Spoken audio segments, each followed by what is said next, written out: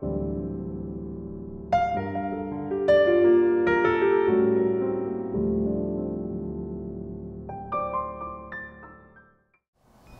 this is Yolanda Van Veen with HowToGardenVideos.com. Today we're in beautiful Portland, Oregon with William McLenithan of Vizcaya Gardens and Nursery.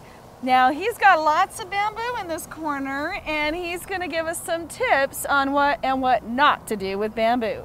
Well, you know, I do love bamboo, Yolanda. I really do. I love the way the wind sounds when it blows through it. I love the structure. It gives privacy, and it really adds. If you want an Asian feel to your garden, nothing does it like bamboo. And it's really easy to maintain. But as you can see here, I've kind of let mine slip out of its boundaries.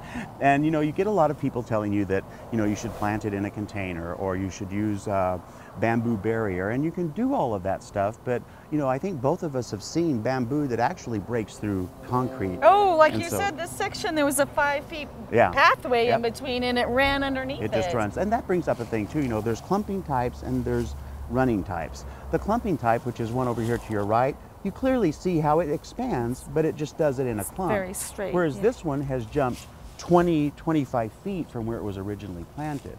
So you can use bamboo, which means digging about a 3 or 4 foot hole, standing that stuff up, and it's still going to escape eventually.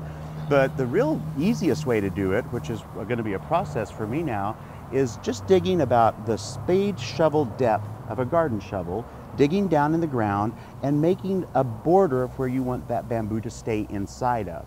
And because it's running on top of the soil, it's only an inch or two beneath, you'll see the shoots pop out into that little valley that you've created, and you just snip them off. And it's the way a lot of the gardeners in China do it, and that's how they maintain those beautiful bamboo stands without them going crazy everywhere, like mine behind me has. Yeah, so you almost have to build a moat around them so they can't cross the moat. But it's easy to do, and if you love it like I do, you'll pay that price, because it's a beautiful plant. It does make a great barrier, but all plants, just like people, can become invasive, so you have to kind of keep them in order. So now bamboo needs really hot, sunny spot, right? They don't usually do too much shade. There are some shade bamboos as well. They tend to be a little bit smaller, but they're really pretty. I mean, this is the north side of the house, so in the wintertime, it hardly gets any sun at all here, and it's still a beautiful evergreen plant. So they're pretty easy to maintain as long as you keep them in controlled situations. Yeah, as long as you're aware. and that was a good point too. There is the clumping varieties that stay more condensed. So when you're shopping and you want to keep it condensed, make sure and always buy the clumping, not the running. Yeah.